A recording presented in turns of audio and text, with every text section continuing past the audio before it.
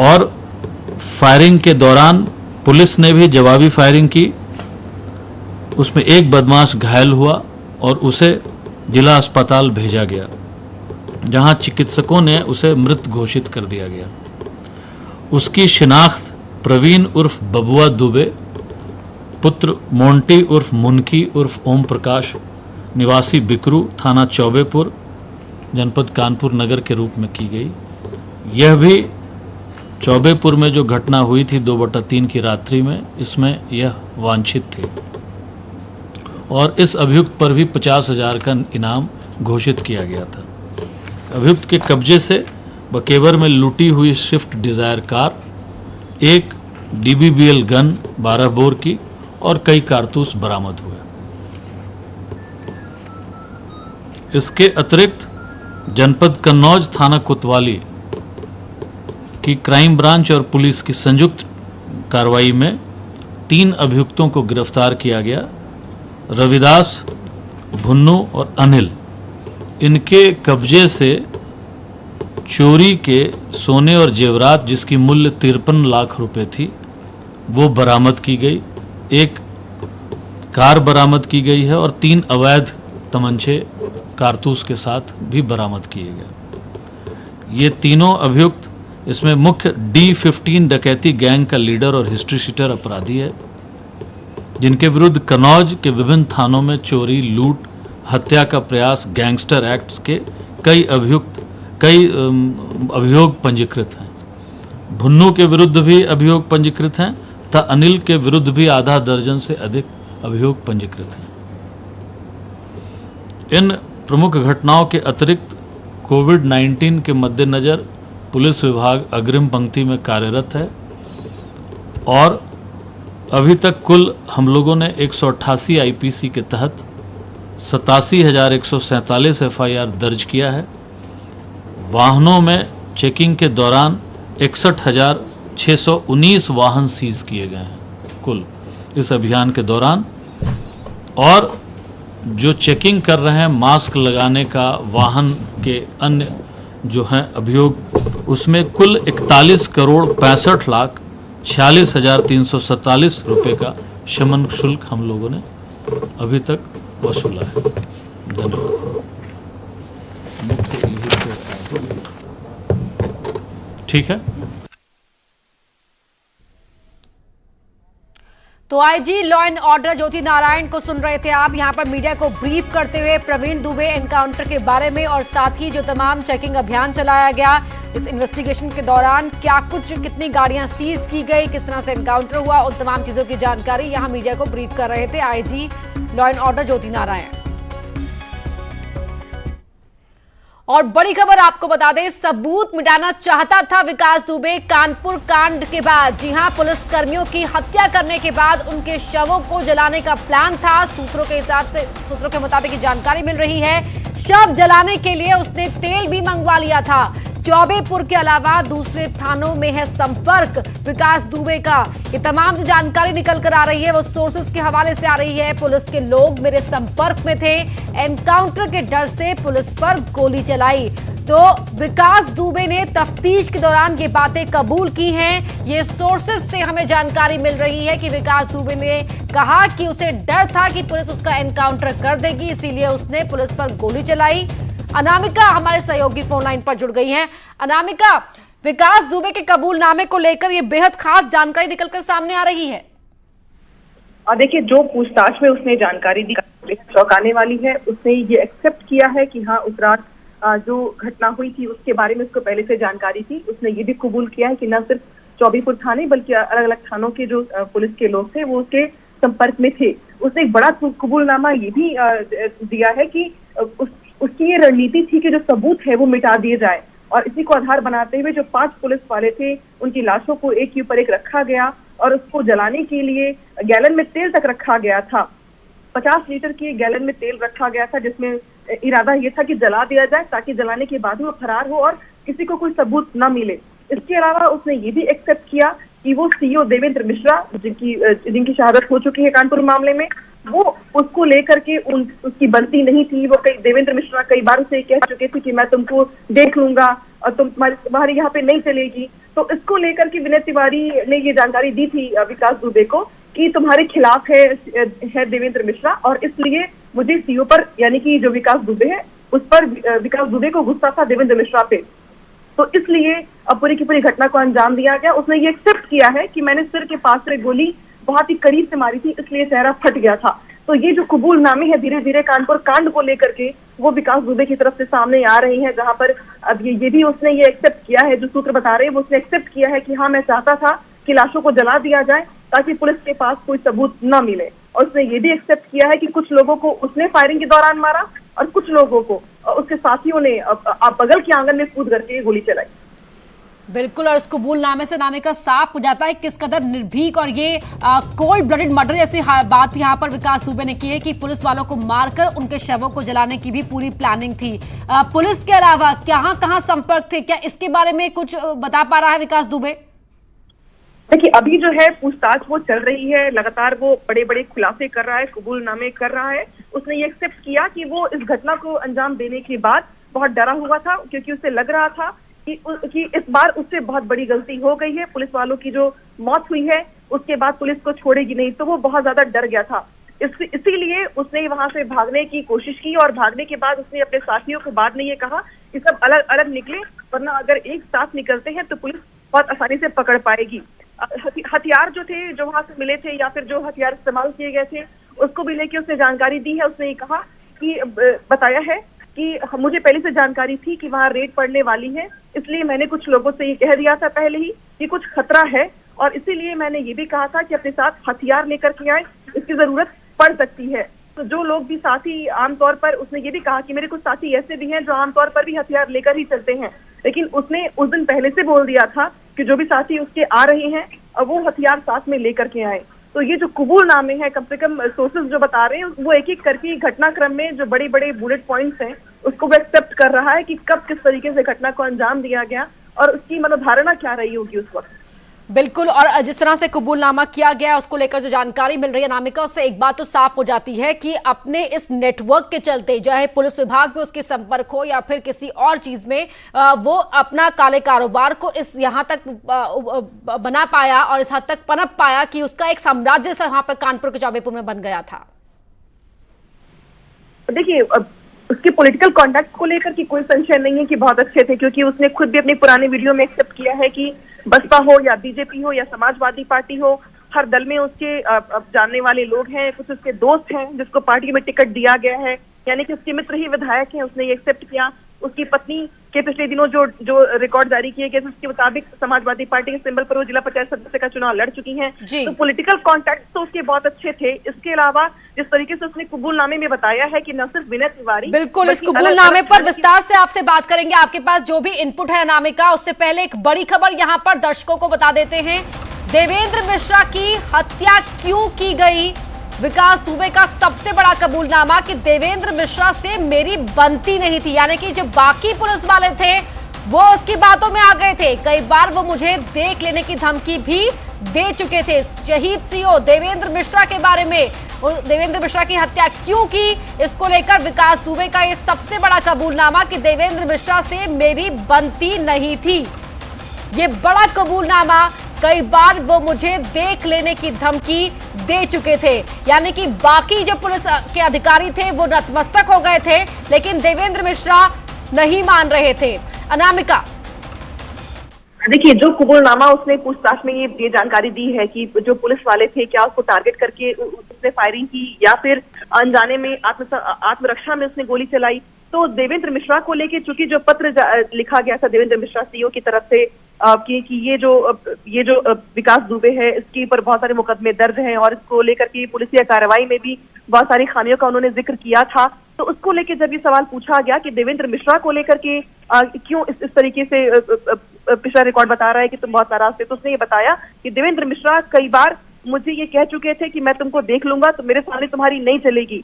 विनय तिवारी ने ये जानकारी विकास दुबे को दी थी कि ये जो देवेंद्र मिश्रा है ये तुमको पसंद नहीं करते हैं, ये बार बार कहते कि तुमको देख लेंगे। तो ये जो थाने की जो राजनीति थी, कम से कम इसकी जानकारी भी विकास दुबे को थी। ये कम से कम इस कबूलनामे से साफ हो जाता है।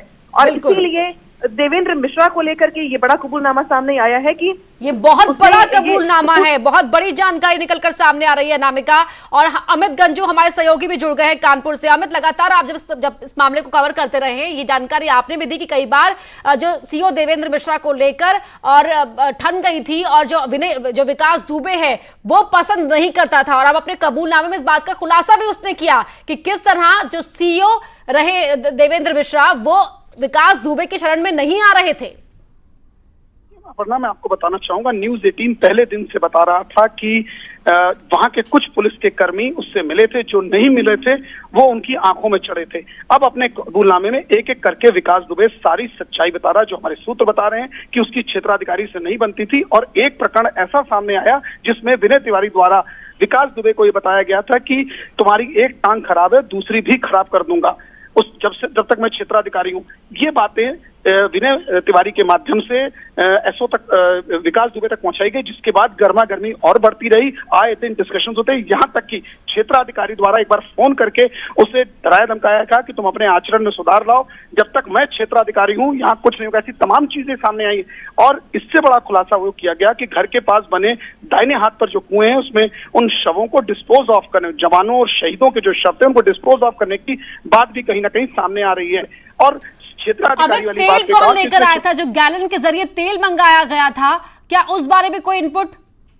मैं आपको बताना चाहूंगा कि जिस प्रकार से घर में उस वक्त 15 से 20 लोग, जो अभी प्रथम दिशा है कि मोहल्ले के ही कुछ लोग थे और कुछ उसके गुर्गे थे जिन्हें उन्होंने पहले ही बुला के रखा था, क्योंकि 29 तारीख में रात में जो लोग स्टे किए थे तो 3 से 4 आदमी हमेशा उनके छत पर लेटा रहता था या उसके उस आंगन में जहां उन्होंने तखत बिछा के रखे थे, इसलिए उसे बाहर से असलादारी बुलाने की जरूरत नहीं थी। लेकिन जिस प्रकार से भेदियों ने उसको पूरा भेद दिया कि पुलिस आपके पास आ रही है, ये उसे डर सता रहा था कहीं उसका एनकाउंटर ना हो जाए। कहीं ना कहीं पुरानी रंजिश और सर पर जुनून सवार था, जिसके बाद ये पूरा खूनी खेल खेला गया। और जहां तक रही देवेंद्र मिश्रा की बात, तो उसने साफ कहा, ये बात अपने हमारे जो सूत्र बताते हैं, जितनी हमारे पास जानकारी है, कि वो सामने वाले मकान में यानी प्रेम जो मारा गया एनकाउंटर में, उसके मकान में क्षेत्राधिकारी के अंदर घुसने के बाद कुछ लोगों ने उसको सटाकर गोली मारी, उसके पांव पर प्रहार भी किया। यानी कहीं ना कहीं ब्रूटल डेथ हुई है और मानवता और जिसे कहते हैं खून सर पे चढ़ना, वो मानवता दरकिनार थी और खून सर पे चढ़ा था, जिसके बाद खूनी खेल खेला गया। और एक बात और अहम है कि जिस दिन से क्षेत्राधिकारी, क्योंकि क्षेत्राधिकारी बिल्लौर से पहले सीओ स्वरूपनगर थे, सीओ स्वरूपनगर के बाद उन्होंने जब इसको ज्वाइन किया, इस सर्कल को कुछ माह पूर्व ही ज्वाइन किया था और इनकी रिशफलिंग हुई थी सर्कल में, उसके बाद से सारी हिस्ट्री उसकी निकालने का प्रयास हुआ था, जहां तक कि टॉप 10 के बोर्ड की भी बात एक सामने आ रही है। जो पुलिस के सूत्र बता रहे हैं, उसको विनय तिवारी द्वारा आते ही थाने के पीछे डस्टबिन में डाल दिया गया था, ताकि उनको किसी प्रकार का नागवारा उसको गुजरे। और अक्सर थाने में जो भी कार्यक्रम होते थे, अभी जन्माष्टमी की अगर मैं बताना चाहूंगा, जन्माष्टमी की बात हुई तब उसने वहां के रंगारंग कार्यक्रम के लिए पैसे दिए। और इसके अलावा अभी होली पर मिलन समारोह जो थाने के गेट पे कराया गया था, क्योंकि जिस प्रकार से बताया जा रहा था उसमें जो भी ठंडाई वंडाई है सब गांव से मैनेज कराई गई थी, ये भी हमारे सूत्र बता रहे। यानी कहीं ना कहीं वो लोग जो विकास दुबे की जय जयकार करते थे या उसके हाँ में हाँ मिलाते थे, वो तो सुरक्षित थे, मगर जिन्होंने विरोध किया, जिन्होंने गलत चीज का साथ नहीं देना चाहा, उनका अंजाम सामने देखने को मिला।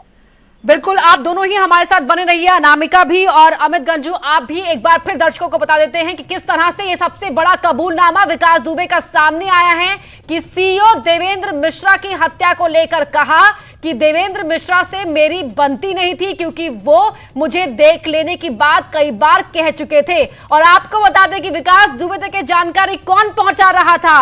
ये जानकारी पहुंचा रहा था चौबेपुर का तत्कालीन थाना अध्यक्ष विनय तिवारी, जो मिला हुआ था विकास दुबे थे और लगातार ये जानकारी पहुंचा रहा था कि किस तरह से सीओ देवेंद्र मिश्रा अब हाथ धोकर विकास दुबे के पीछे पड़ गए हैं, क्योंकि वो वहां पर नंबर 1 मोस्ट वांटेड अपराधी था उस पूरे क्षेत्र का।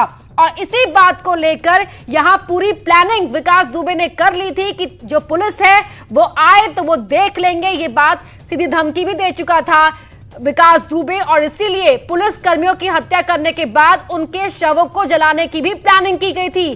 50 लीटर तेल गैलन में रखा गया था और प्लानिंग ये थी कि सभी शवों को एक के ऊपर एक रखा जाए और कुएं में उन्हें जला दिया जाए, यानी कि हत्या भी हो जाए। और सबूत मिटाने की फिराक में था विकास दुबे, लेकिन उसका कहना है कि उसे समय नहीं मिला।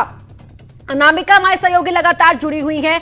अनामिका, न सिर्फ पुलिस वालों की हत्या करने की प्लानिंग थी बल्कि सबूत मिटाने की भी फिराक में था विकास दुबे, लेकिन समय नहीं मिल पाया।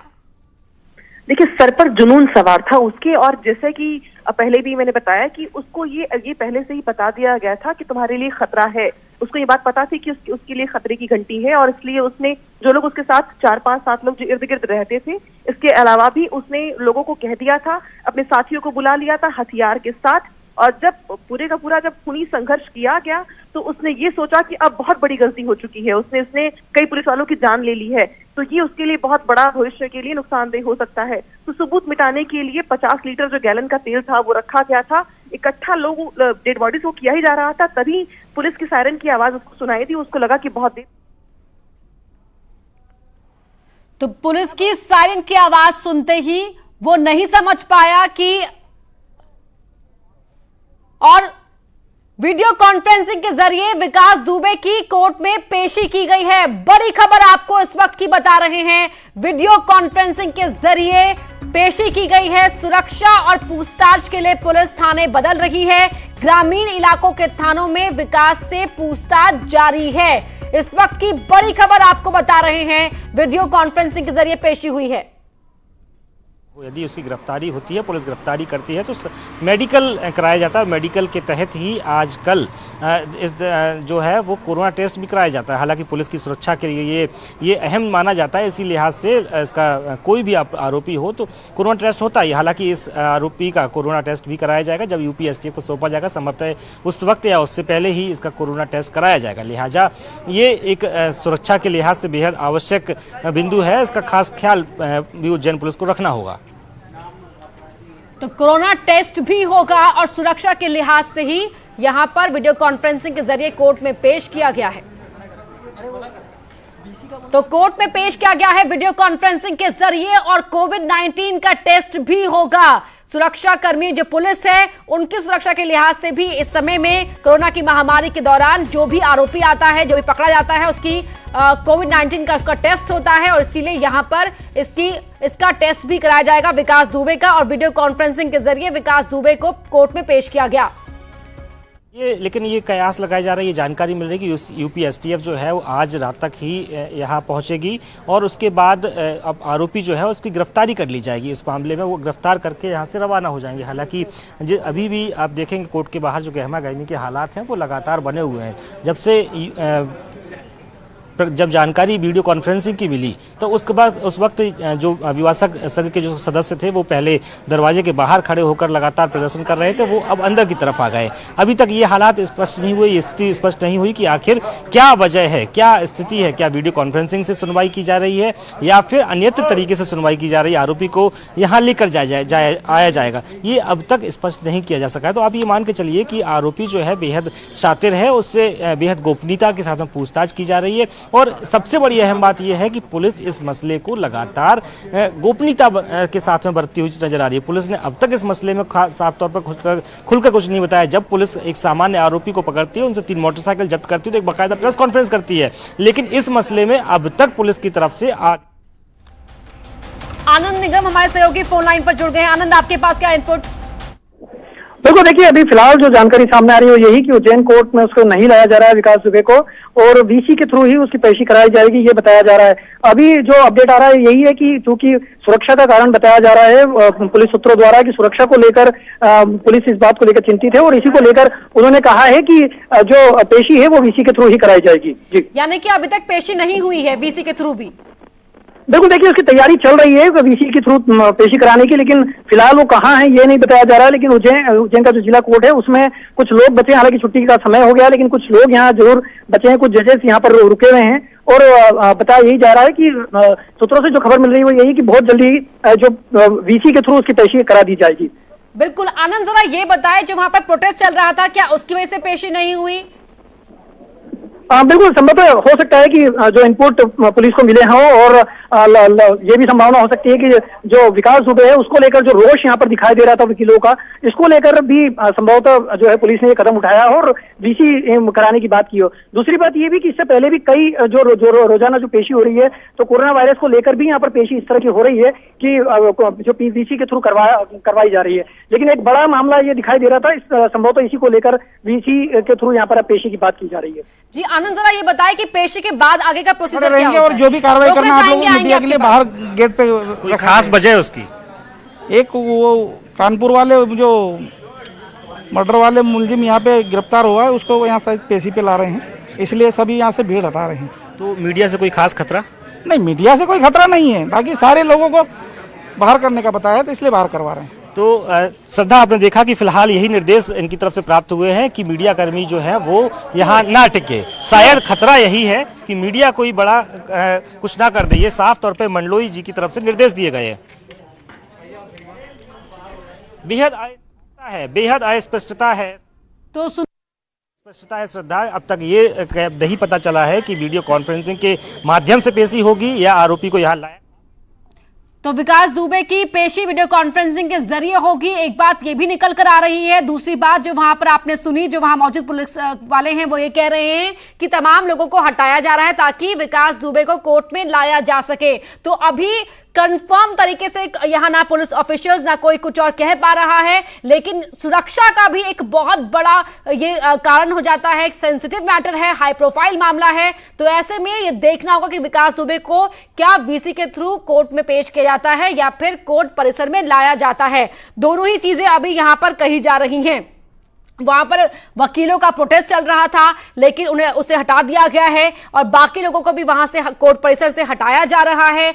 पुलिस मौजूद जो वहां पर है वो ये कह रहे हैं कि विकास दुबे को कोर्ट में लाया जाएगा, इसलिए वहां से प्रदर्शनकारियों को और बाकी दूसरे लोगों को हटाया गया है। लेकिन साथ ही ये भी कहा जा रहा है कि हो सकता है कि कोर्ट परिसर ना लाकर वीडियो कॉन्फ्रेंसिंग के जरिए विकास दुबे को पेश किया जाए। मेडिकल होगा, उसके बाद विकास दुबे की पेशी होगी और ट्रांजिट रिमांड उस पर दिया जाएगा यूपी पुलिस को। लेकिन जो पूरा प्रोसीजर है उसमें एक और बात इंपॉर्टेंट हो जाती है कि कोरोना टेस्ट भी विकास दुबे का होगा। विकास दुबे के जो साथी थे उनमें से एक श्रवण कोरोना पॉजिटिव निकला और इसी वजह से यहां पर बहुत जरूरी हो जाता है कि विकास दुबे का भी कोविड-19 का टेस्ट किया जाए, उसके बाद ही उसे यूपी पुलिस के हवाले किया जाएगा।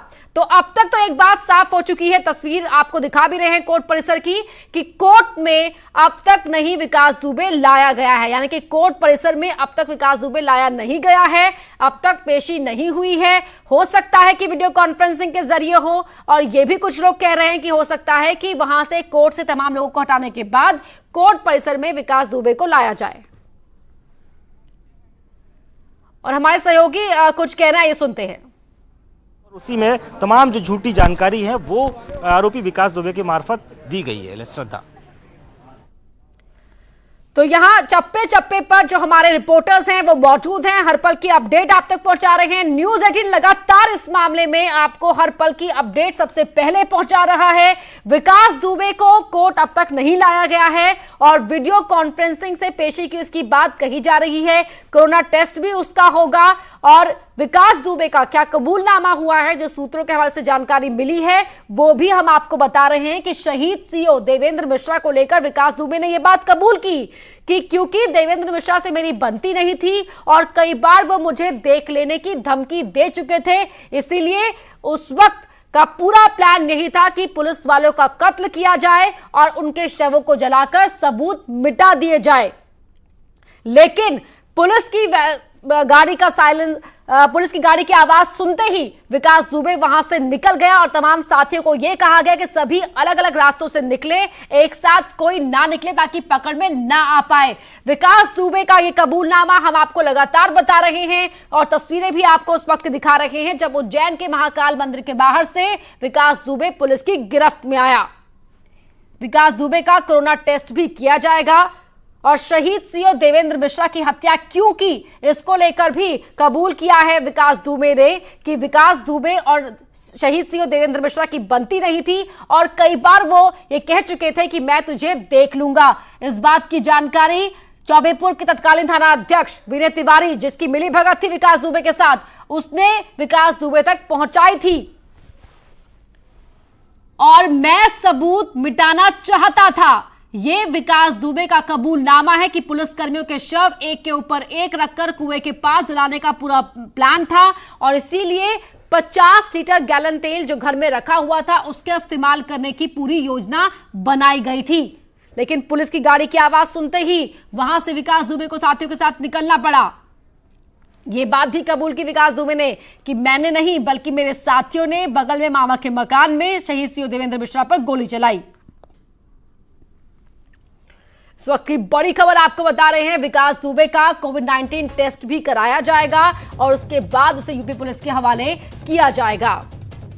वीडियो कॉन्फ्रेंसिंग के जरिए विकास दुबे की पेशी की बात कही जा रही है। अब तक कोर्ट नहीं लाया गया है विकास दुबे को।